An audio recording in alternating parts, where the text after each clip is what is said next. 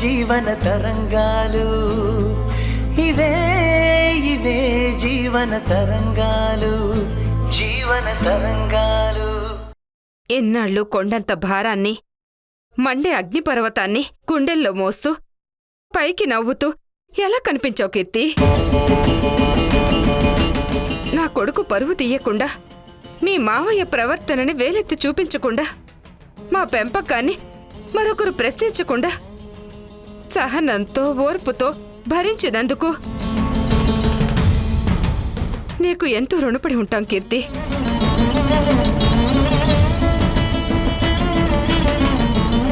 అంత పెద్ద మాటలు అనకండి అత్తయ్య. నా మెడలో 3 ముళ్ళు పడ్డ క్షణం నుంచే ఈ ఇల్లు నాది. మీరంతా నా వాళ్ళు. నా భర్తే నా దైవం. మీరు నాకు తల్లిదండ్రులతో సమానం అత్తయ్య. నా భర్త ప్రవర్తనని మార్చుకోగలనన్న నమ్మకం నాకుంది. భార్యతో కలిసి ఆనందంగా ఉండాల్సింది పోయి ఇలా నీ మనసుకి గాయం చేసి మూర్ఖుళ్ళ ప్రవర్తిస్తున్నాడా?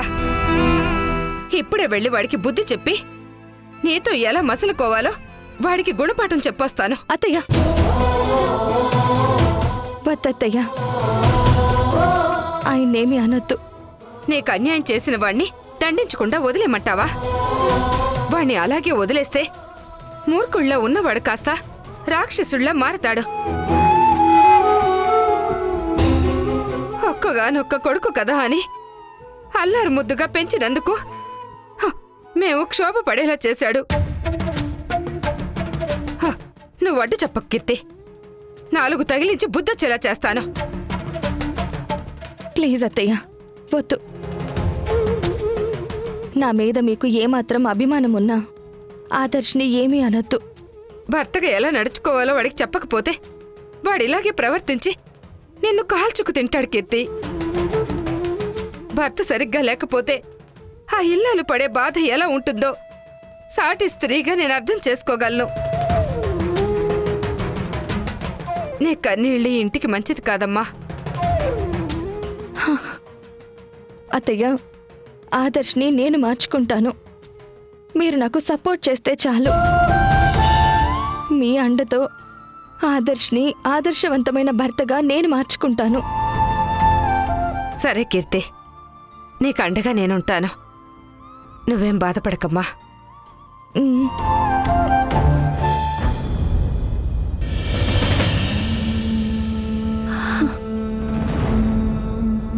కీర్తి ఆవేశపడి చేసిన పనికి చూసారా, మనకి ఎక్కడా నిలువ నీడ లేకుండా పోయింది.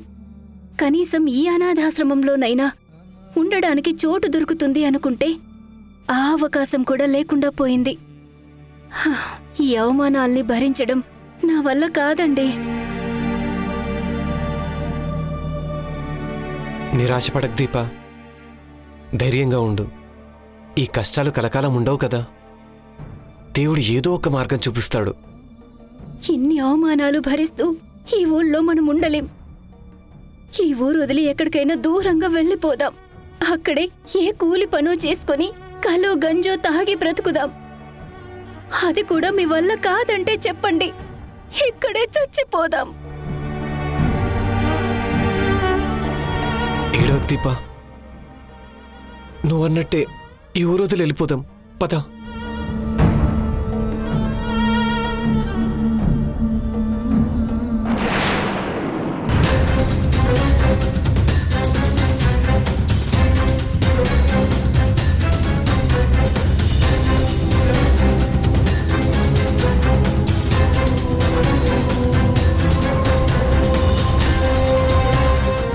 ఎక్కడికి బయలుదేరారు?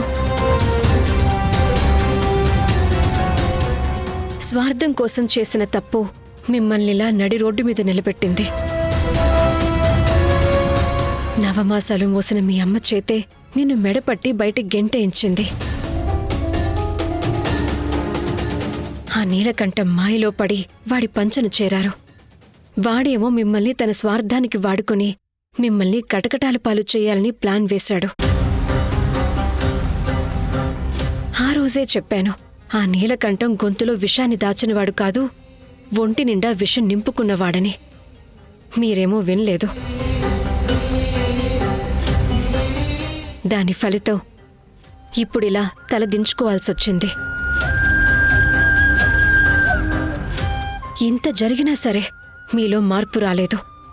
ఒకరి మీద ఆధారపడకుండా కష్టపడి మీ కాళ్ల మీద మీరు నిలబడాలి, నలుగురికి మీరంటే ఏంటో చూపించాలి అని ఆ ఆలోచన చేయట్లేదు. ఇప్పటికీ ఎవరో సహాయం చేస్తారని, దేవుడు కరుణిస్తాడని ఎండమావుల్లో నీళ్ల కోసం వెతుకుతున్నట్టు ఇంకా గమ్యం లేని ప్రయాణం చేస్తూనే ఉన్నారు. ఇప్పటికైనా మారండి. మీకు జరిగిన వాటికి ఎదుటి వాళ్ల మీద నిందలు వేస్తాం, మీ స్వార్థం కోసం ఎవరినైనా వాడుకుంటాం, ఎన్నటికీ పరాన్న జీవులుగానే మిగిలిపోతాం అన్న వైఖరిని మార్చుకోండి. చేసిన తప్పుల నుంచి గుణపాఠాలు నేర్చుకోవాలి కాని ఇంకొక కొత్త తప్పు ఎలా చేయాలో నేర్చుకోకూడదు. మీకింకా భవిష్యత్తుంది. జీవితం ప్రతి మనిషికి రెండో అవకాశం ఇస్తుంది. అందుకే జరిగినవన్నీ మర్చిపోయి ఇంటికొచ్చి మీ అమ్మని క్షమించమని అడిగి అక్కడే ఉండండి.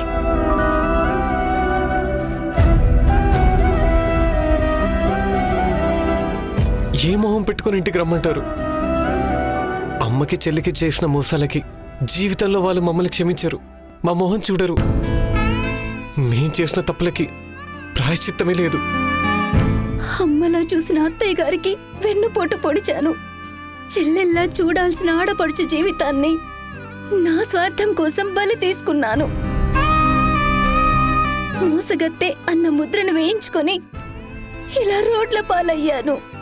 మళ్ళీ ఏ మొహం పెట్టుకొని ఆ ఇంటికి రమ్మంటారు? ఇప్పుడు మీరు పడుతున్న ప్రాయశ్చిత్తమే మీలో మార్పు వచ్చిందనటానికి నిదర్శనం. ఇది చాలు. ఇకపై మీరు ఎలాంటి తప్పులు చెయ్యరు అనటానికి. అక్కది ఎంతైనా తల్లి మనసు. బిడ్డలు ఎన్ని తప్పులు చేసినా క్షమించే గొప్ప గుణం ఉంటుంది. ఇంకోసారి మళ్ళీ ఇలాంటి తప్పులు చెయ్యమని అక్కతో చెప్పుకుంటే చాలు, తన కోపం కరిగి మిమ్మల్ని క్షమించి ఇంట్లో ఉండనిస్తుంది. లేదండి, మీరెంత చెప్పినా అక్కడికి రావడానికి మా మనసు ఒప్పుకోవట్లేదు. అమ్మ వాళ్ళ మొహం చూడాలంటే ధైర్యం చాలట్లేదు. మీరు వెళ్ళండి, మా దారిలో మేము వెళ్ళిపోతాం. జరిగిందేదో జరిగిపోయింది. అక్కకి నేను కూడా చెప్తాను. మీ కాళ్ల మీద మీరు నిలబడే వరకు మీకంటూ ఒక నీడ కావాలి కదా. లేనిపోని అపోహలు పెట్టుకుని ఇలా అనామకుల్లా తిరగటం కంటే మీ ఇంట్లో మీరుండటమే సరైనది. చేసిన తప్పులు తెలుసుకున్న వాళ్లకంటే గొప్పవాళ్లు ఎవ్వరూ ఉండరు. ఇప్పుడు మీరు మారారని నేను నమ్మినట్టే మీ అమ్మ కూడా నమ్ముతుంది. ఇంకేం మాట్లాడకుండా పదండి. పద దీపా.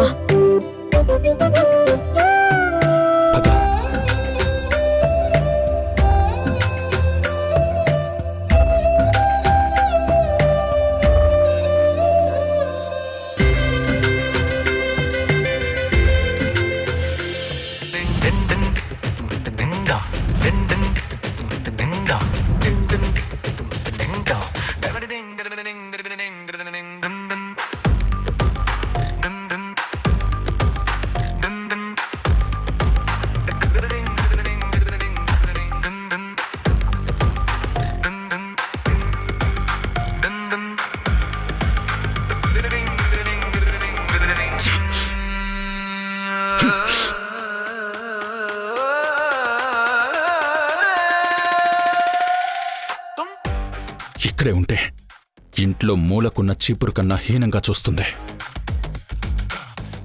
ఇలాంటి చండాలమైన బతుకు బతికేదానికన్నా ఆ నీలకంఠం ముందు నిలబడి తాడో పేడో తేల్చుకోవడం మంచిది.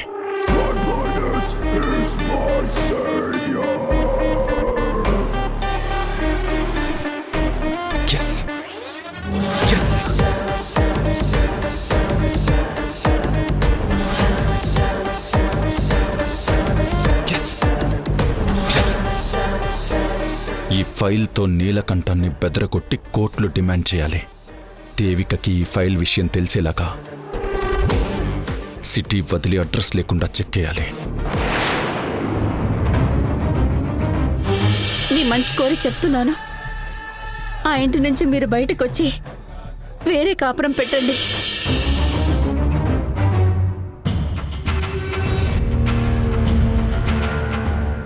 అలాంటి మాట ఎందుకొచ్చిందో ఇప్పటికీ నాకు అర్థం కావట్లేదు. నా మీద అమ్మకి కోపం పోయి ప్రేమ చూపిస్తున్నందుకు సంతోషించాలో లేదంటే ఈ మాట అన్నందుకు బాధపడాలో తెలియట్లేదు.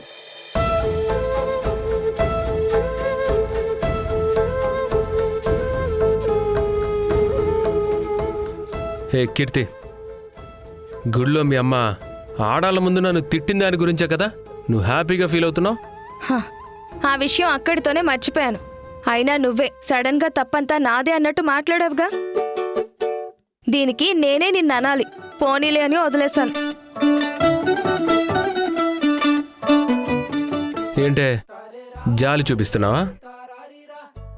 మీ అమ్మ మీద నాకెంతో కొంత రెస్పెక్ట్ ఉంది కాబట్టి వదిలేశాను.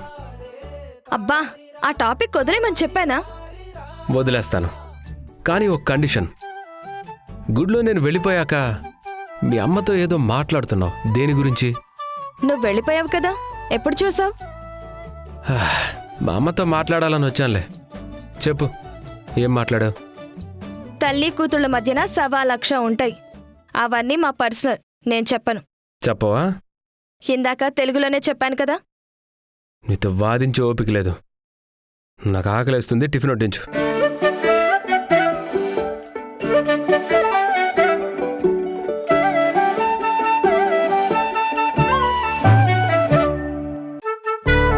ఉప్మా కూడా నీలాగే వేడిగా రగిలిపోతుంది కదా, నాతో పెట్టుకోకు, కాలిపోతుంది.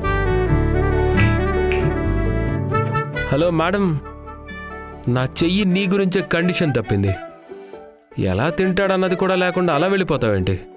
ఇలాగైతే ఉప్మా ఉన్న ఉపవాసమే, వచ్చి తినిపించు, లేకపోతే అమ్మకి చెప్తా.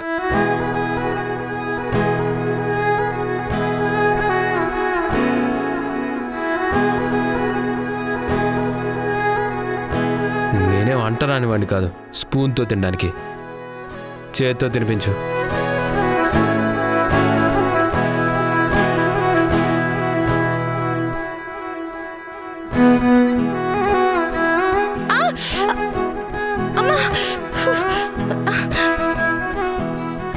ఏయ్, వేలు కొరుకుతావేంటి?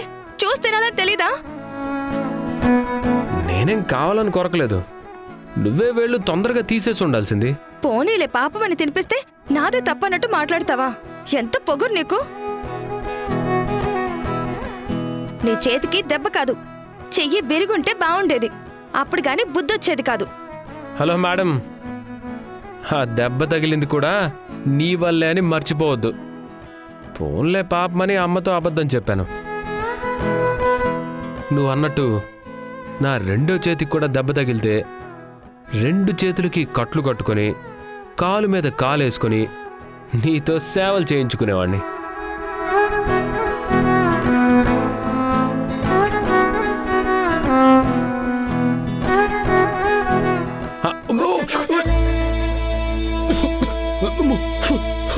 నోరు కాలిపోయింది. నీళ్ళు, మంచినీళ్ళు. Okay okay.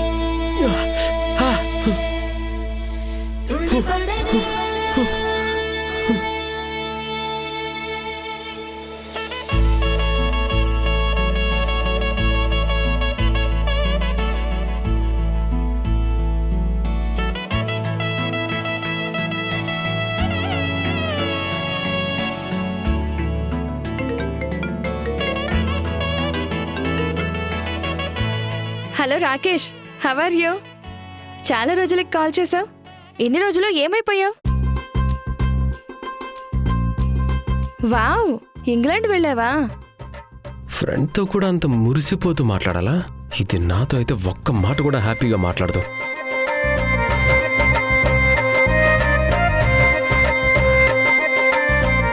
నేను ఫోన్ మాట్లాడుతూ ఉంటే ఇంతగా ఉడుక్కుంటూ చూస్తున్నాడేంటి? అంటే వేరే మగాడితో మాట్లాడుతూ ఉంటే జెలసీ ఫీల్ అవుతున్నట్టున్నాడు. ఇలాగే కంటిన్యూ చెయ్యాలి. యాక్చువల్గా నేను కూడా ఫారెన్కి రావాలన్న ప్లాన్లో ఉన్నాను. నువ్వు ఉండేది ఎక్కడ చెప్పు? అవునా, ఆ కంపెనీయేనా?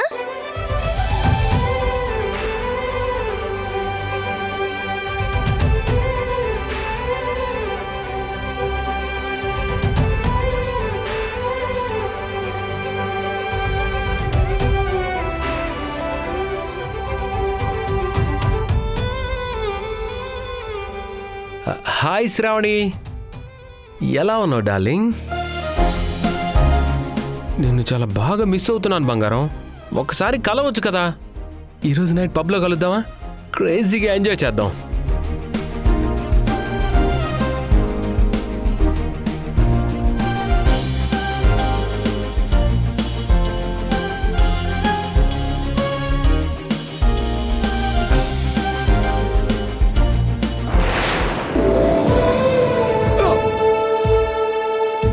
ఔచ్! అబ్బా! కళ్ళు కనిపించట్లేదా? చూసుకుని నడవాలని తెలీదా? నువ్వే డాష్ ఇచ్చి నన్ను తిడతావేంటి? రాను రాను నీకు ఓవర్ యాక్షన్ ఎక్కువైపోతుంది. కొంచెం బ్రేకులు వేస్తే మంచిది, లేకపోతే నీకే డేంజర్. నీదే ఓవర్ యాక్షన్.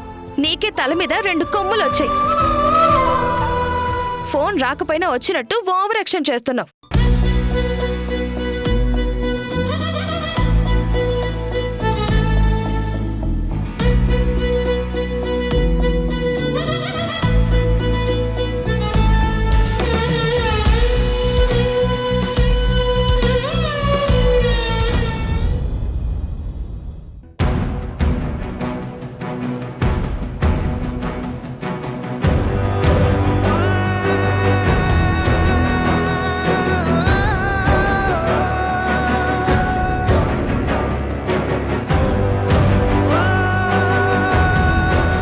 బ్యాగులు తీసుకో మహేష్, ఇంట్లోకి వెళ్దాం. మనసు ఒప్పుకోవడం లేదండి. అపరాధ భావంతో అడుగు ముందుకు పడట్లేదు. మెడపట్టి గెంటేసిన ఇంట్లోకి అడుగు పెట్టాలంటే తల తీసేసినట్టుగా ఉంది. గతాన్ని వదిలేమని చెప్పాను కదా, ఇంకా దాని గురించి ఆలోచిస్తే ఎలా? బ్యాగ్స్ తీసుకోండి, రండి.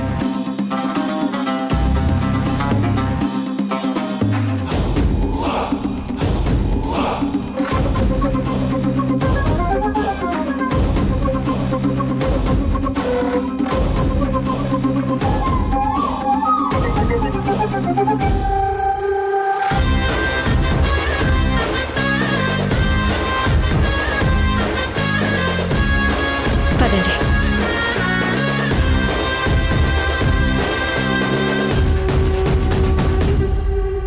ఆగండి.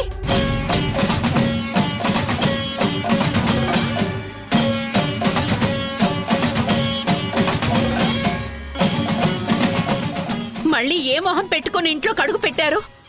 సిగ్గులేదా మీకు? పొండ అవతలికి. వాళ్ళిక్కడ ఉండడానికే వచ్చారు. నేనే వాళ్ళని తీసుకొచ్చాను. ఎందుకు తీసుకొచ్చావు? ఇదేమైనా నీ ఇల్లు అనుకున్నావా? నువ్వే ఇక్కడ సత్రంలో ఉన్నట్టు ఉండడానికి వచ్చావు. మళ్ళీ ఈ మాయదారి సంతని ఎందుకు తీసుకొచ్చావు? వాళ్ళు వెళ్ళకపోతే నువ్వు కూడా రోడ్డు మీదకి వెళ్లాల్సి వస్తుంది. గుర్తుపెట్టుకో. వాడు ఎంత ద్రోహం చేశాడో తెలిసి కూడా ఎలా తీసుకొచ్చావు దేవిక? నీ ఇష్టానికి నువ్వు తీసుకొస్తే ఇక్కడెవరో చూస్తూ ఊరుకోరు. ఏయ్, ఇంకా చూస్తూ నిలబడ్డావేంట్రా దరిద్రుడా? నీ నీడ ఈ ఇంటి మీద పడ్డా కూడా ఈ ఇంటికి దరిద్రం పట్టుకుంటుంది. నువ్వు అసలు పాపాత్ముడురా. ఛీ! ఏమ్మా, నువ్వు మాకు కోడలువే అయినా కన్న కూతురుగా చూసుకున్నందుకు మాకు మా గొప్ప మర్యాదే చేసావులే.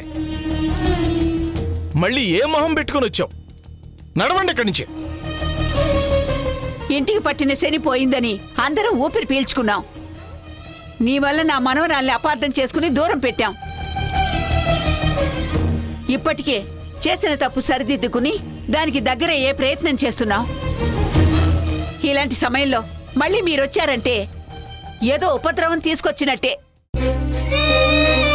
వద్దు, మీరు రావద్దు. దేవిక, వాళ్ళని పంపించేసేవే.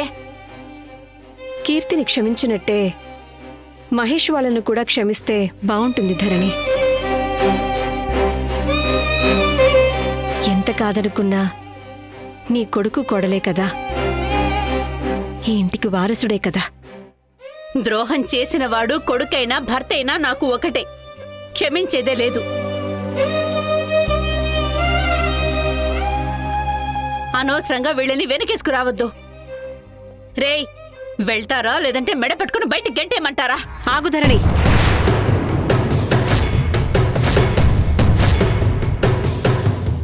ఏంటి ఆగేది? ఇది నా ఇల్లు, నా కష్టార్జితం. నువ్వు చెప్తే ఇక్కడ చెల్లదు. నువ్వు చెప్పిన ప్రతి మాటకి నేను గంగిరెద్దులా తల ఊపుతానని మాత్రం అనుకోకు.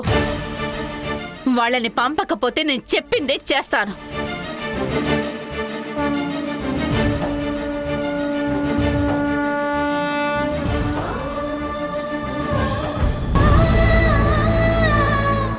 తప్పైపోయింది, మమ్మల్ని క్షమించమ్మా. మాకు బుద్ధొచ్చింది, ఇక జన్మలో ఇలాంటి పొరపాట్లు చెయ్యం. క్షమించండి అత్తయ్య. బుద్ధి గడ్డి తిని స్వార్థం కోసం కీర్తి జీవితంతో ఆడుకున్నాను. దానికి ప్రతి క్షణం కుమిలిపోతూ నరక యాతన అనుభవిస్తున్నాను. మీరు క్షమించానని ఒక్క మాట చెప్తే తప్ప ఆ బాధ పోదు. దయచేసి మమ్మల్ని క్షమించండి అత్తయ్య. నా ఇంట్లోకి నా మాట కాదని వస్తారా? మీకెంత ధైర్యం? వెళ్తారా చంప పగలగొట్టమంటారా? వీళ్ళకి మాటలతో చెప్తే వినపడొద్దని 4 తన్ని తగలేస్తే గాని అప్పుడు అర్థం కాదు.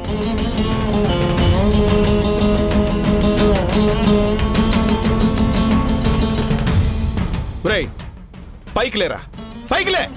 విశ్వాసం లేని గాడిద, మా కడుపును చెడబుట్టావు కదరా, పోరా బయటికి.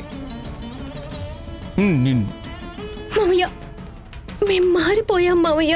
దయచేసి మా తప్పులు సరిదిద్దుకోవడానికి ఒక్క అవకాశం ఇవ్వండి.